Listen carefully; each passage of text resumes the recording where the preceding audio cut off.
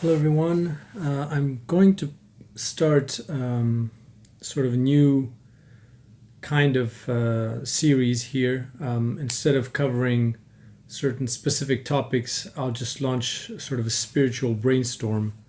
Um, because at this point, now that I've sort of laid out the structure and models for understanding the big picture, I'm just going to be commenting on my daily experience and what's happening basically to me as once I've written certain things and what comes back. I think it's really important to share this because it really shows that there are really there is this kind of mirror effect between what you believe and what comes back to you in your reality, and changing your beliefs gains allows you to access certain new things. And if you're locked into your beliefs and you don't open your mind to new possibilities, it will really severely restrict what you will have access to and what the universe will put in front of your face. So here goes. Here's the first episode, and there are a certain number of things that I'd like to discuss with you. The first one is this separation versus oneness and integration. And this comes back to this idea of going beyond true versus false. I think the one of the biggest shortcomings in today's spirituality is this idea that you have to overcome separation and get into oneness, and that oneness is the ultimate state of being. It is the heaven, whatever that you need to attain, and that is the ultimate goal, to be in a sort of a samadhi state, to be a blissed out master somewhere in a cave. And that goes against the process of integration and against the very nature of the universe, which to me is infinity. And again, picking one versus the other is trying to separate out of infinity something that you don't want to experience and something that is the true state. If separation exists, it is a part of infinity, and it plays a role. And so I just have a few examples of how this integration really, really works. And also overcoming dualities, what we call dualities, and non-dualistic understandings, and all of these teachings of you don't exist and you're just. I ran across an article that really kind of, I guess I attracted it to me because this is something that I'm struggling at the moment with.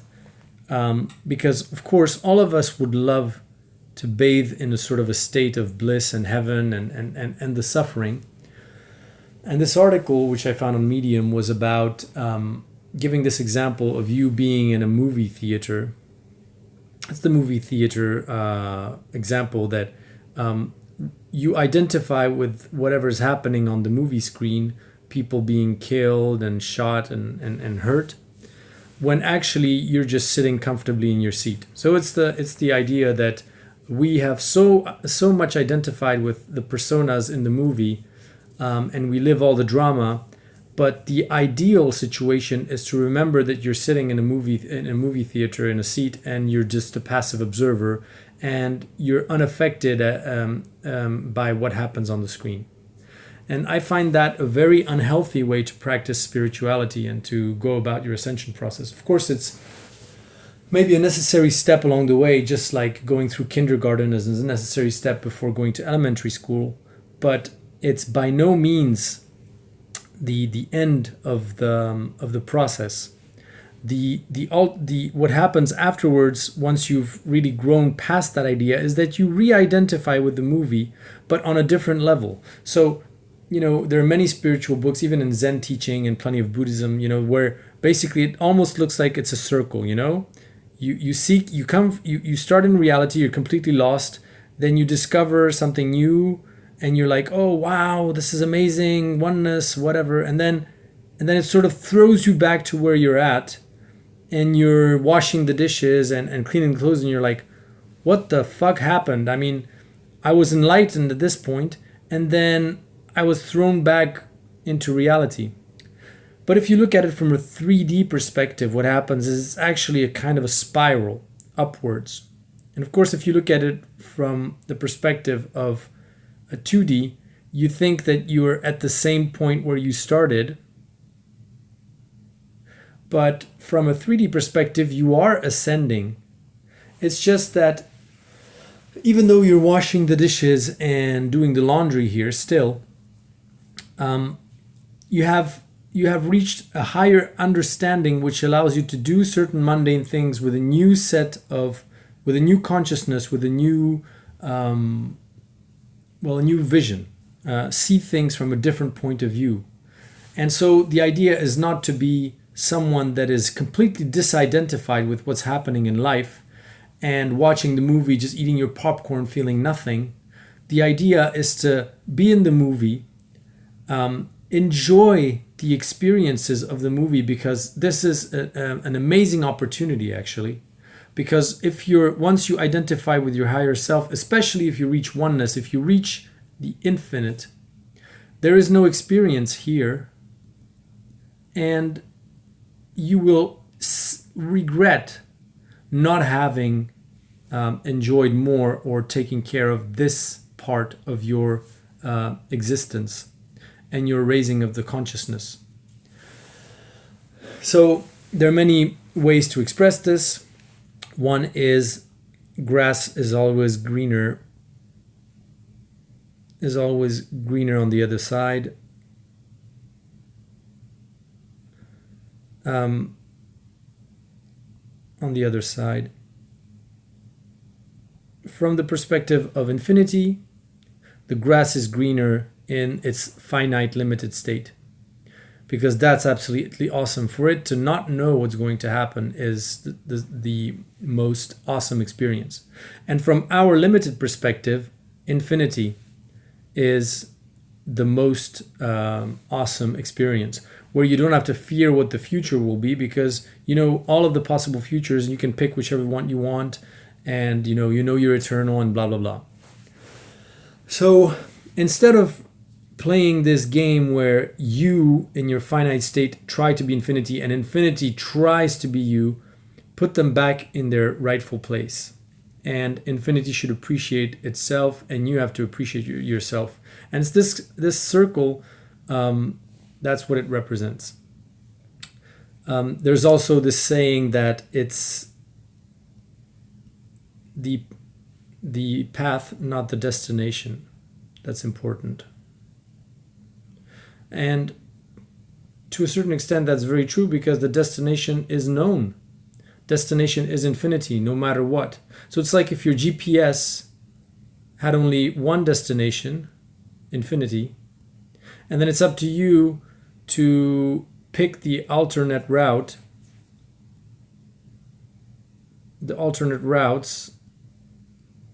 that lead there, and that's up to you. You and your higher self and whatnot. You have plenty of help, of course, to select the alternate routes, and you have plenty of help at every single second, because every single second you pick what you believe and where you want to go. So it's pretty awesome if you think about it. But again, I wanted to just shed some light on this whole idea of let's just identify with the person the spirit, the person that is sitting in the theater, not get into the drama. Well, I'll tell you what, I absolutely love to be inside the movie 100% when I'm hugging my daughter and playing with her. And feeling all of the great feelings, having tears of joy and laughter when we laugh together and play together. That is something that I think is the gold of this 3D world, where you experience those emotions very, very high. And perhaps attaining a higher understanding and understanding this oneness is what allows you to go through the painful experiences a little bit more easily, let's say, or try just seeing them from a higher perspective and allowing you to move through them more smoothly, and then slow down time and your experiences when you're experiencing something beautiful, something awesome, and really savor, nibble those little experiences to the utmost and appreciate them to the utmost. One idea is here, think of a knife and a spoon. You could say that oneness and separation and integration is the battle of is the knife true or is the spoon true? And if you try to use your knife to eat soup, that's not going to work out. And if you try to cut your bread with the spoon, that's not going to be very helpful. So it's this separation versus oneness, and the true integration is to have the wisdom to be able to use oneness and separation in a very smart way, so to speak, in your daily life, and not be a blissed out master somewhere in a cave, and not be someone that is fully immersed in the drama and only believing that there is this, only science and all this stuff is bullshit and spiritual woo-woo. And so it's how you use these tools is more important than what is true or what is not true. A final example of integration is when you have a teenager in high school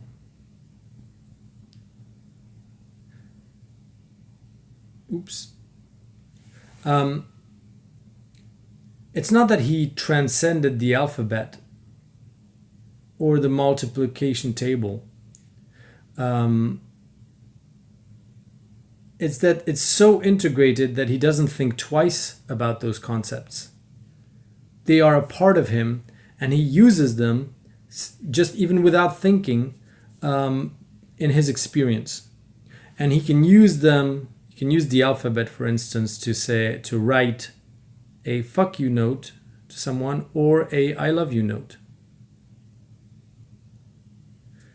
And so it's this kind of idea that you never really abandon any of these partial truths. You integrate all of them constantly. You're saying, oh, okay, from a certain perspective, this is true. From a certain perspective, this is true. And you just continue adding truths. Adding. Nothing is false. Everything is true, so to speak. Or everything is false, as you wish. The result is the same. And you get closer and closer to infinity. So yeah, it's not about abandoning things. It's just about keep adding new things. Teal Swan calls this the and experience, but I guess there's a certain number of things that are still unclear. One thing that I've debated with some of Teal Swan's followers is this idea that you should work on yourself. You should do work, but maybe I'll talk about that in a different slide because I think I had that prepared for you. That's it. So spiritual growth and this idea that you have to, that you have to work on yourself, that you have to beat yourself up, that you have to, strenuously work on yourself to solve certain problems, like for Teal Swan it's loneliness, and for other gurus it's something else. It's ego. It's you fill that in with whatever you want. It can be sadness. It can be anything. And the true integration, and here is the paradox, is that if you work on yourself, it is almost like if you are acknowledging that you are not good enough.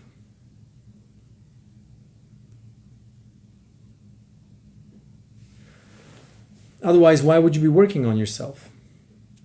So it's already kind of locking this in a state of recognizing that it's a problem.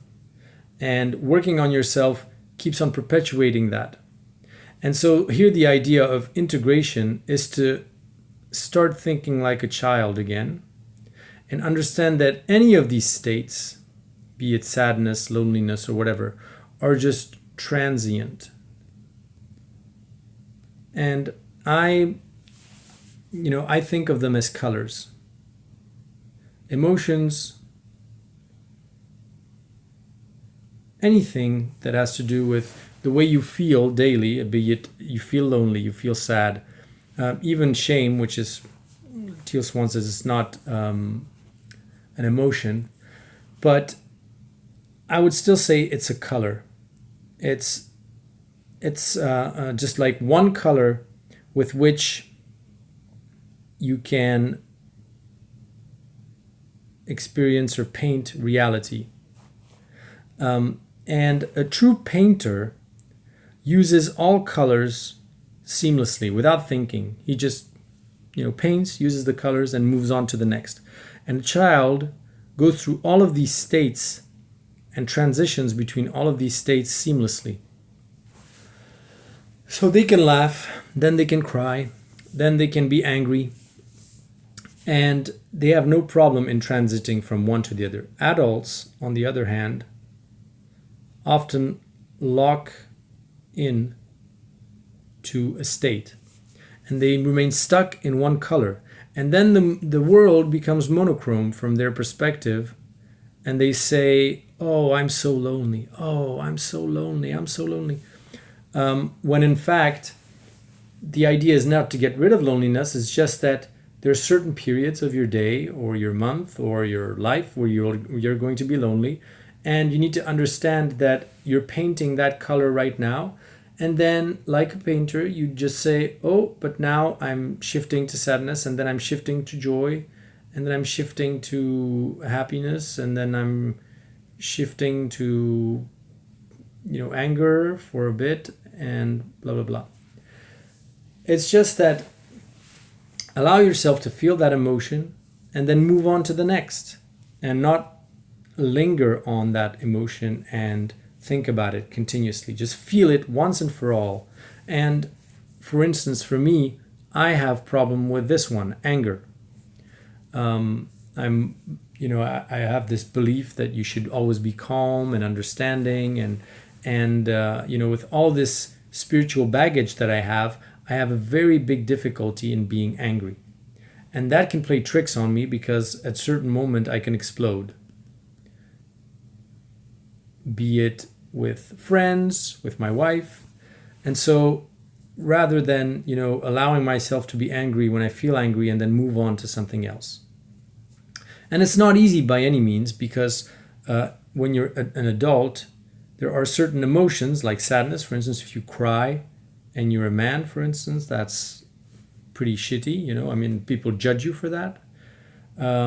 If you're a woman, then you're hysterical and you're being judged for being that. So you repress these emotions, and you're starting to be defined. People define you according to what they have witnessed you express as an emotion. So if you've burst out in anger, then they say, oh my God, this guy is completely crazy. He can't control his emotions, can't control his anger. And they cannot see you as somebody calm anymore. That doesn't exist. You're only an angry, impatient kind of guy. And if you buy into that, if the people that say you're angry tell you you're angry and you believe it, then you remain locked in and you're unable to paint the world and enjoy all of the colors that come with living the human experience. And that's really toxic and one tragedy of our world. Now, what else did I want to... Oh, yeah. So here, maybe I'll just share some experiences that I had in matching frequencies, synchronicities, and recommendations. So what I mean by that is that as I evolved myself and transcended and moved beyond some of the models for how the universe works, what we're doing here, how reality works, and I've moved on, for instance, from perfect symmetry, which was my obsession for at least a year, to the fact that where you have to have perfect balance between everything, basically, as much light as dark and all that stuff. The light-dark balance, everything has to be balanced. And when you apply perfect symmetry to itself, though, then perfect asymmetry has to exist. And I wrote that on the 19th of May of this year, so just a couple of weeks ago, I had this kind of moment where it was kind of brewing and stirring inside my mind that this might not be the finite truth in understanding infinity, even though it was one big chunk of it and one step along this infinite staircase of growth and growing into understanding infinity. And on the 19th of May, I had a terrible night. I ate something, I don't know, it was weird. I just couldn't sleep. I had terrible stomach burns. And I sort of knew that I had to write an article about this. And so I did. And the weirdest things happened. So I wrote this article. This is the second article I wrote about the same thing just a couple of days ago that recapped this whole principle of perfect asymmetry, which basically means that there's only total freedom. And if you create something, it doesn't mean that something opposite has to be created. And then as I finished writing this, about 10 days afterwards, Chinese researchers published on the 31st of May the results on a experiment they were conducting, and their results on breaking the symmetry in the quantum realm. So this was quite astonishing to me that I had this kind of breakthrough in understanding, and obviously it's not that I caused this experiment to go the way it went. Maybe I did, but everything causes everything else once you really understand how reality works. And it just, because I shifted my belief, it brought into my reality the manifestation or the proof that my belief was successfully changed and that I've shifted my paradigm. So you can just Google this, breaking the symmetry in the quantum realm, and you can read that for the first time, researchers have observed a break in a single quantum system. The observation, how they made the observation, has potential implications for physics beyond the standard understanding of how quantum particles interact to produce matter and allows the world to function as we know it. So basically, I guess the assumption in quantum systems up to this point was that if you create one particle on one side, you have to have perfect symmetry. Like you create a positive particle here, there has to be a negative particle here to compensate. And I guess what this article applies is that now there is a break and you can have asymmetry, which basically means what? More freedom inside infinity to explore, because you're not bound by this rule. And this rule, though, was true for part of your experience inside infinity, and then you move beyond it once you've integrated it successfully. You understood its implications, you've understood how useful it was for your experience, and then you can move beyond it. So that was quite amazing for me to see that. And then just a couple of other things that I wanted to share here. I also stumbled upon this article, Possible Confusion Around Sudden and Gradual Aspects of Ascension. You can find this on Golden Age of Gaia. And there was one paragraph where basically there was this, he's basically talking about the fact that he had a Kundalini sweep, but without the bliss that came with it. And it was a very interesting article that I've read, because I've been discussing with other people that I've never had an experience of oneness or bliss. I've just had access to information which, from my perspective, comes from nowhere, because I don't channel. I don't experience channeling. It's just an idea that pops into my head. And for some reason, it seems that it's I don't know, interesting or relevant, or some kind of higher truth. I don't even know where I'm getting this experience from, but that you cannot have at the same time knowledge and the experience, because there's a danger that you would depart. here it says, we don't mean die, but you would have departed the life that you have designed. Yes, with us, for yourself, for the service you are providing, you would have departed and simply said, I do not need to do this. I will just simply sit in the bliss of love and good luck, everybody. That would be the likely future for me if I went too far too fast, a breaking of my soul contract and the loss of a communicator. So I guess this explains why I've never really had one of these spiritual awakening experiences where I've never been into the astral planes. I've never been outside of the body. I didn't have a near-death experience. I didn't have any of these experiences.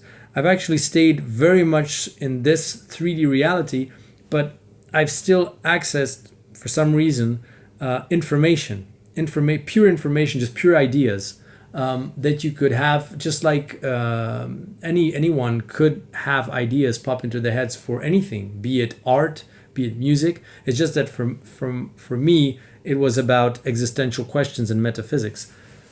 But the process of through which these ideas appear is not esoteric. I don't live through sort of an esoteric experience. I don't know where this comes from, so I cannot even say it's Archangel Michael, so you better believe me. And of course it's true because it's this and that, it's an angel, it's Jesus, so I'm right. I have no credentials. I have nothing that I can back up to say, it's God, so I'm right. I just can't. I can't do that. But reading this article, it made sense to me why that was.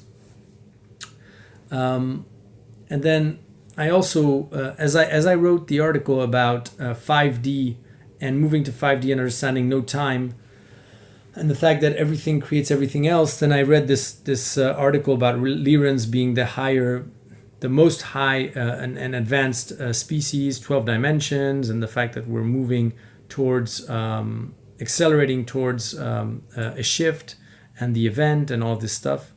And I realized that even the Lyrans are still stuck for their part in this darkness and light kind of symmetries. And they say this somewhere, I can't find the passage here, but they're basically saying that for a certain amount of light to be created, there needs to be darkness. And so as we ascend, as we hear, be it me or you or anybody else, channels new information, new ways to interpret what is possible within infinity, as we ascend, they ascend, and that's why I'm saying everything causes everything else. And this whole idea of hierarchies and everything is probably what is going to shift as we shift, and that's how this whole universe is going to evolve from what would seem to be the lowest planes, which is here, to the highest planes. Once you shift your perspective on what is possible within infinity, then it reverberates across all dimensions. And finally, I'd like to talk to you about this guy, Daryl Anka, on Bashar, which is an entity he's channeling. And I've only discovered this guy 2 days ago, right when I was starting to really fully grasp this whole idea of no time and how time works. And suddenly I discovered this guy, which basically explains all of this stuff even much better than I explain it in his channeling by this Bashar entity. Explains this very, very beautifully. And it allowed me to get an even deeper and better understanding of this no time principle. And so I really encourage you to listen to him, because to me, at least at this stage, he is kind of the guy that I'm going to follow and listen to, because I think he really channels something that is that encompasses a higher truth than many channelers, which still are, obsessed with form predictions and all of this stuff, and do not have the correct framework or model or structure behind what they're saying. That is, of course, everything is true in infinity. It just depends how big your perspective on infinity is, and you're just playing catch up into infinity, of course, because infinity is infinity. So you're going to play catch up forever, but that's totally fine. And I just think that here, as I'm sitting here now with you, this guy is right on the same stair that I am on this infinite staircase in infinity. So I want to share this with you. So I hope you enjoyed this this brainstorm with me, and talk to you in the next one.